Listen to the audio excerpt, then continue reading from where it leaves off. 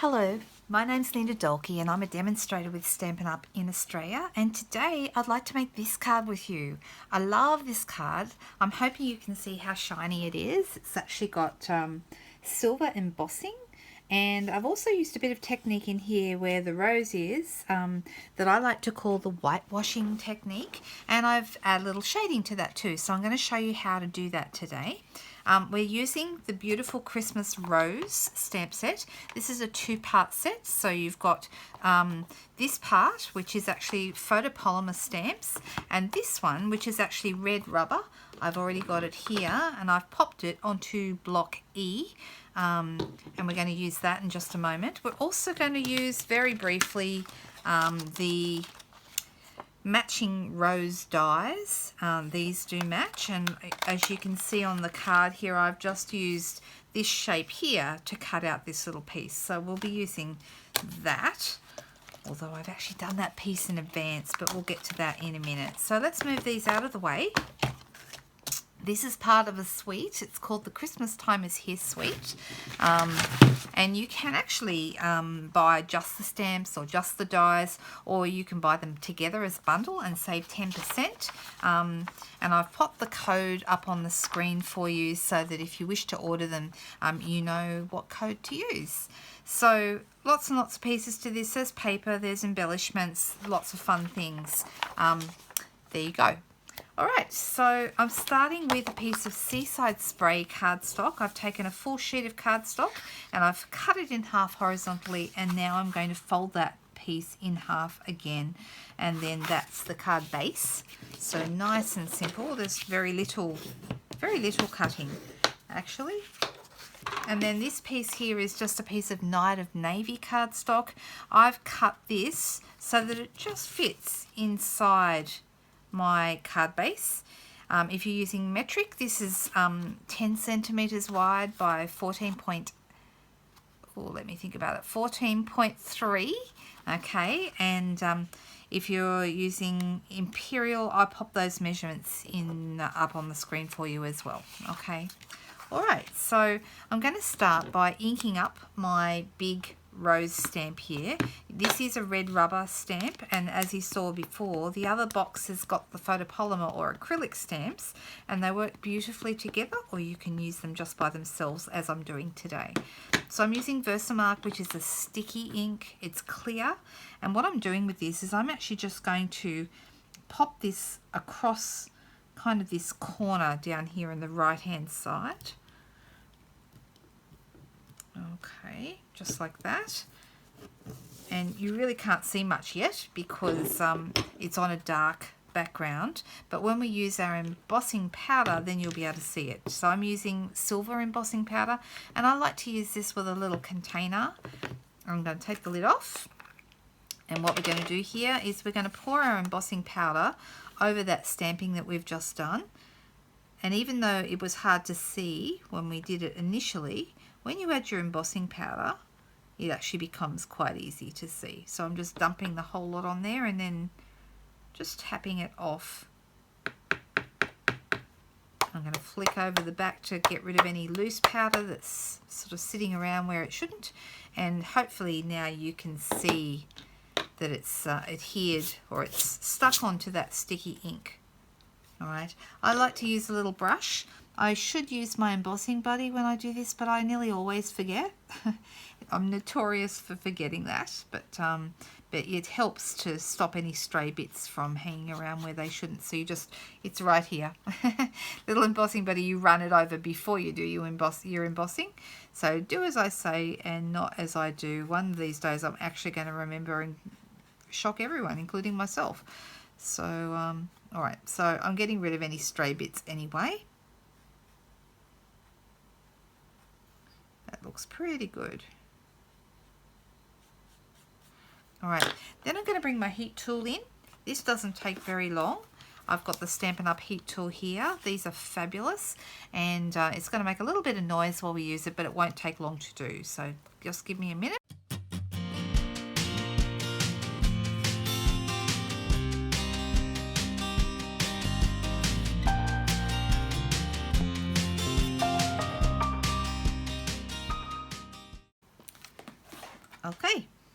Okay, that's done. So my next step is I'm actually going to do the whitewashing technique. This is not the first time that I've done this technique. You may have seen me do it before.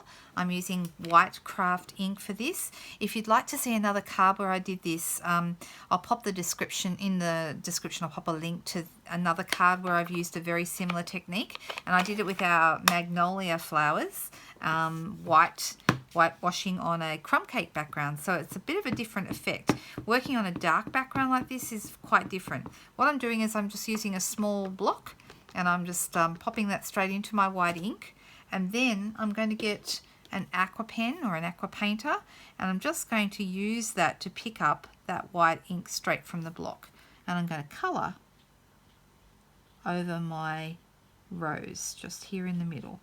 Now you can go over the silver lines because they will resist the ink, so don't worry about going over the lines.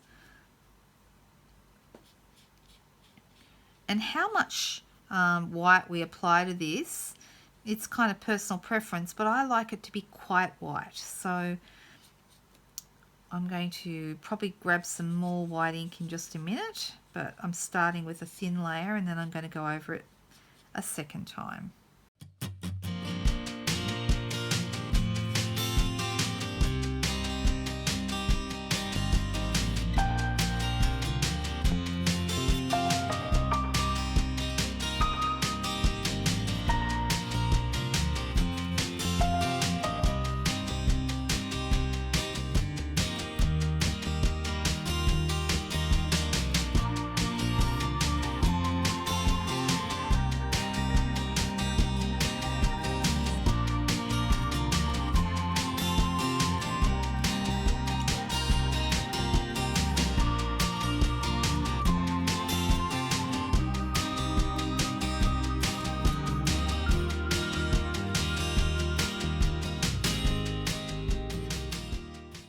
Now, even though I like it like this, I'll get a little closer so you can see. Hopefully you can see this. So even though I like it, to me it looked a little bit flat, okay, because it's all predominantly the one colour. So what I did was I got a bit of Night of Navy ink, and I've got a sponge dauber, and I've just turned the sponge dauber on its side to pick up some ink on that side there. And I'm just going to go kind of back into the rose and add a little bit more colour, like shadow if you like.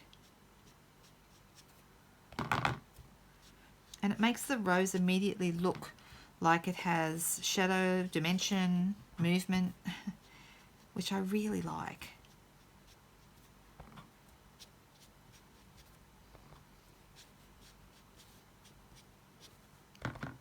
Now you could just decide that that's enough, and that's all you need, and it's quite nice. Or you can keep working at it,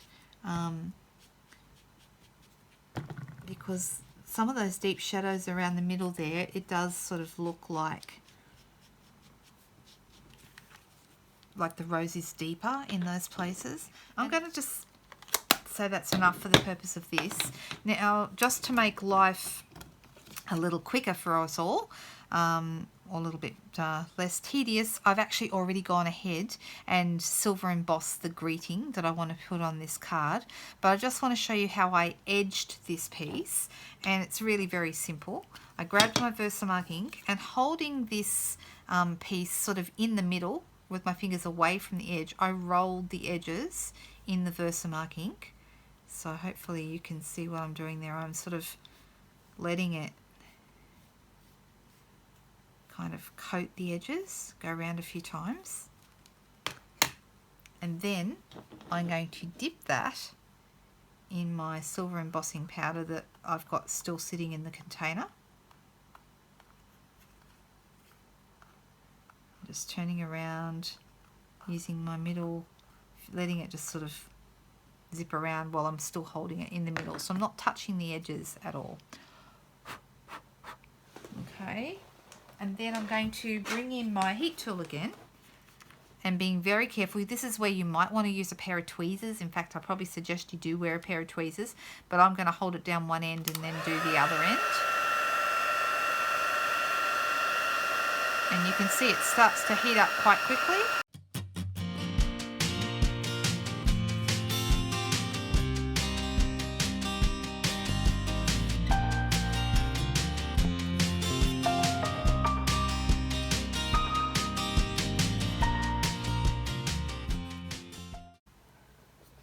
Okay, all right, so I've now got my silver edge piece, and you can handle it pretty much straight away. It doesn't stay hot. It's only hot while you're heating it, really.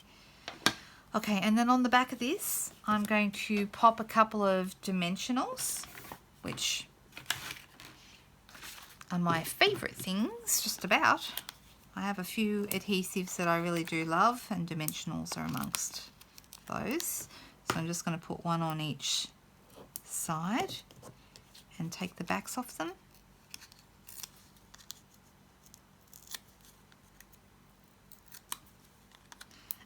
And then we're just going to position that sort of here in the corner, so it just goes over the edge of the rose a little.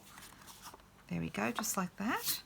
If you were really ambitious, you could edge around the whole piece in the same way, but I'm actually just going to leave. I'm just going to leave the edges. I've got a bit of Tombow multi-purpose adhesive, which is one of my favourite adhesives. Certainly my favourite one at the moment for putting cardstock onto cardstock. I think it's nice and secure, and also because it's still liquid, it gives you a moment to get it into the right position before it dries. So I can kind of shift that and make sure that it's centered.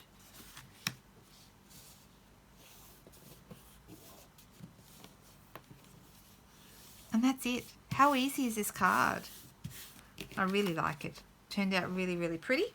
Now I have two of them. And you can see it's quite quick and easy to do and really effective.